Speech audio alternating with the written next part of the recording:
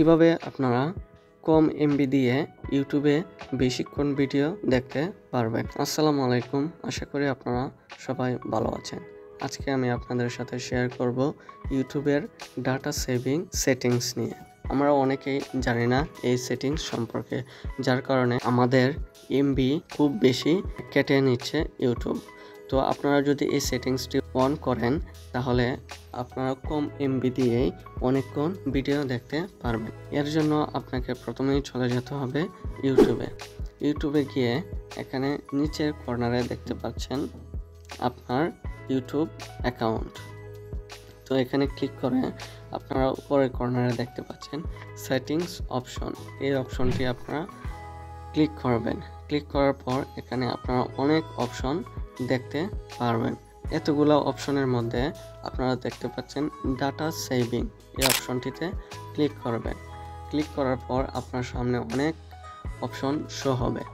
দেখতে পাচ্ছেন data saving mode, automatically adjust setting to save mobile data. আপনার mobile data ততটুকুই নেবে যতটুক ভিডিও প্লে করার জন্য প্রয়োজন, এর এক্সট্রা কোনো ডাটা নেবে না। আশা করি আপনারা বুঝেছেন। তো এটির জন্য আপনারা এই অপশনটি অন করে দেবেন। এই অপশনটি অন করে দেওয়ার ফলে আপনারা দেখতে পাচ্ছেন রিডিউস ভিডিও কোয়ালিটি একটু হালকা হবে, মানে রিডিউস হবে, কম হবে।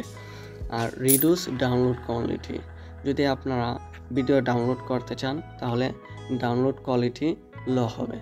রিডিউস স্মার্ট ডাউনলোড কোয়ালিটি একটু রিডিউস হবে।